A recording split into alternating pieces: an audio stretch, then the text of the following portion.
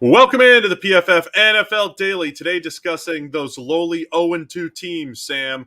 The 0-2 teams. Which one can make the playoffs? Which one can buck the 2-year trend that no team has ever made the playoffs in a 17-game schedule? A 1-year trend, really. No, in 2 years in what, the wild card round? Okay, whatever. 0-2 teams don't normally make the playoffs, Sam, but we have the Atlanta Falcons, Carolina Panthers, Cincinnati Bengals, Las Vegas Raiders, and the Tennessee Titans, all at 0-2. So which one of those teams has a chance to bounce back? Yeah, it's an interesting group this year because there are three playoff teams from last season, including the number one seed in the AFC and the AFC's representative in the Super Bowl. So the Bengals, the Raiders, and the Titans, three playoff sides from a season ago, all 0-2 after their starts. And they're kind of weird games. Like Cincinnati should have won their first game. They then played a Dallas team with Cooper Rush at quarterback, somehow conspired to be 0-2 at the end of that. The Raiders, disaster in week one, but then they absolutely murdered the Cardinals for most of the game and then stopped playing and lost somehow. And then Tennessee are just coming off that game of getting absolutely annihilated by what looks like easily the best team in the NFL in the Buffalo Bills. So really it comes down to which of those three teams, to me, are best positioned to actually bounce back and have some sort of run. And also, I would throw in the Indianapolis Colts. I know they've got a tie in there, but 0-1-1 as opposed to 0-2. And the Colts are in that division, the how hard can it be, AFC South, which I think is realistically the thing that's going to keep both them and the Titans in this race. The fact that nobody in that division looks capable of going on a run and actually taking it away from them. Yeah, I mean, from a team evaluation standpoint, I'm leaning the Bengals, right? The team that went to the Super Bowl last year. And as you mentioned, I mean, I like how you always say conspired to lose. I mean, they went out of their way to lose in week one against the Pittsburgh Steelers. But the AFC South, don't forget the Texans. They're also 0-1-1. Yeah. They have two teams in 0-1-1 and then the 0-2 Titans. But of those teams, I would say the Titans have the best chance because it still is the AFC South. Somebody has to win the division. I know the Jags are in first, but somebody has to win the division. But I think the Bengals are the best team of that group. They have these offensive line, pass protection, Joe Burrow's holding the ball too long issues that I think they can solve. They can rectify that. They can have Jamar Chase take over games still, even though he hasn't done it just yet. The Bengals are best positioned as a team to bounce back, but those AFC South teams probably have the easiest road because they all get to play each other all the time. Yeah, Jacksonville with a commanding lead of 1-1 in the division. Right. No, I think that's the right analysis of it, that of those teams, I think the Cincinnati Bengals are probably the best side, even if they haven't looked it so far. But they don't have the easiest road back to actually making the playoffs and having any kind of success. Cincinnati's problems have been kind of weird. The first game, it's week one, crazy things happen. And the crazy thing that happened in that game, well, a lot of crazy things happened in that game, but the most crazy was Joe Burrow just going turnover crazy and pitching the ball to the defense as early and often as he could. But the theme through their first two games has been the offensive line that in theory upgraded on paper in at least 3 of the 5 spots, maybe 4 of the 5 spots, has just been getting wrecked.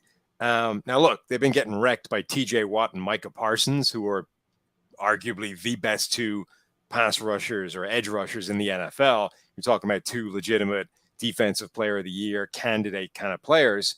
So it doesn't get tougher than that. But like at some point, that line actually needs to play up to the kind of level that it was expected to. Otherwise, they're actually going to experience the downswing of all the things that were going their way last year. Burrow was under a lot of pressure last year, and he was playing like an absolute lunatic under pressure. If he isn't able to do that this year, they're in a lot more trouble right off the bat. The NFL action is in full swing here at DraftKings Sportsbook, an official sports betting partner of the NFL. We're talking touchdowns, big plays, and even bigger wins.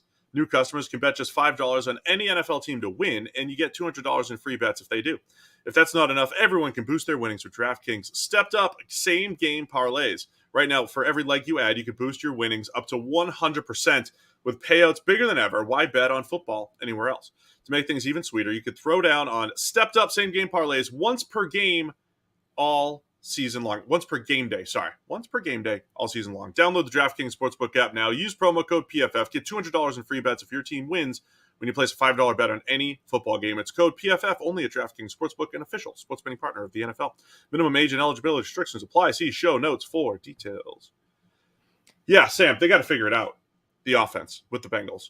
I think the Raiders are a better team too. I was buying into the Raiders hype before the season and all that stuff. And again, like you said, they played a good game against the Cardinals until they didn't, for whatever that's worth. They played the Chargers tough in week 1, but the Raiders still have a tough road in the AFC West. That's going to be the challenge there.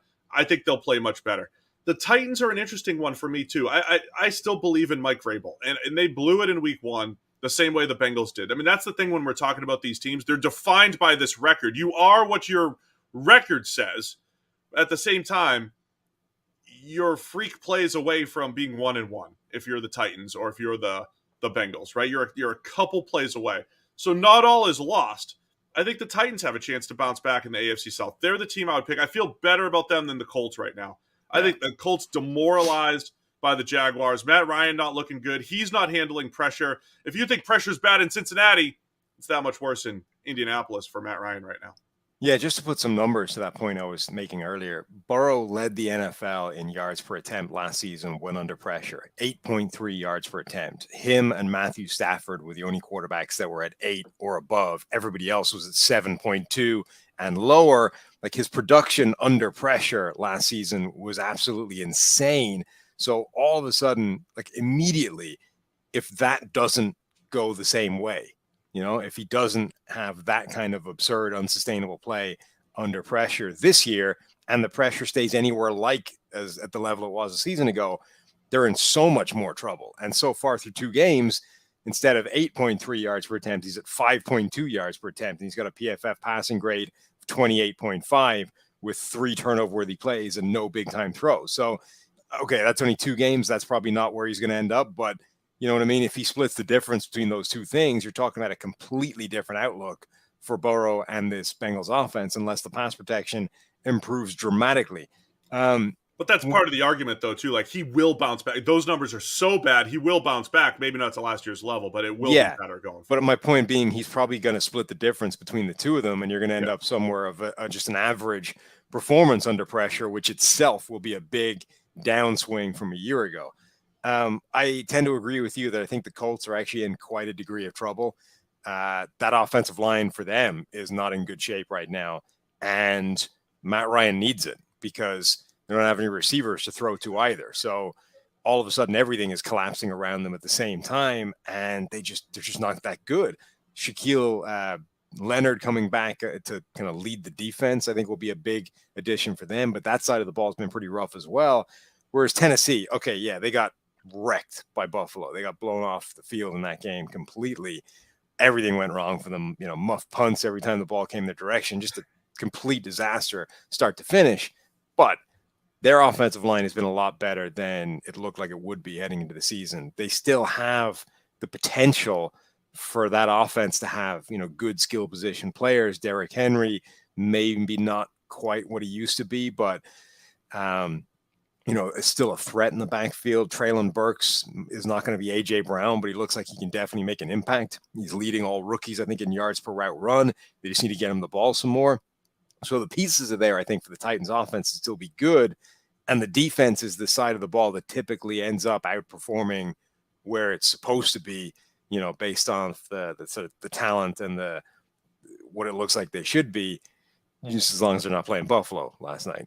All right, what's your final tally here? The winless team. Which winless team is going to bounce back and come back and make the playoffs? I'll go out and say it's the Bengals. Might not make the Super Bowl, but they're going to bounce back, play much better for the rest of the season here. Well, I'm going to stick with my preseason prediction, which is that the Bengals would miss the playoffs. I think after the first 2 games, the Raiders missed the playoffs as well, if just for that division, which is still a nightmare. So I think the Titans end up with the best shot because the Colts don't look like they're going to be that team this year that we thought they might be. The Texans would take a lot for them to get that good. And then Jacksonville, do you have confidence in them winning a division at this point? No, it's got to be Tennessee still. The league's a better place when the Jacksonville Jaguars are in first place and a good team. That's how I feel. All right, let us know. What do you think? Which winless team has the best shot at making the playoffs? It's the PFF NFL Daily.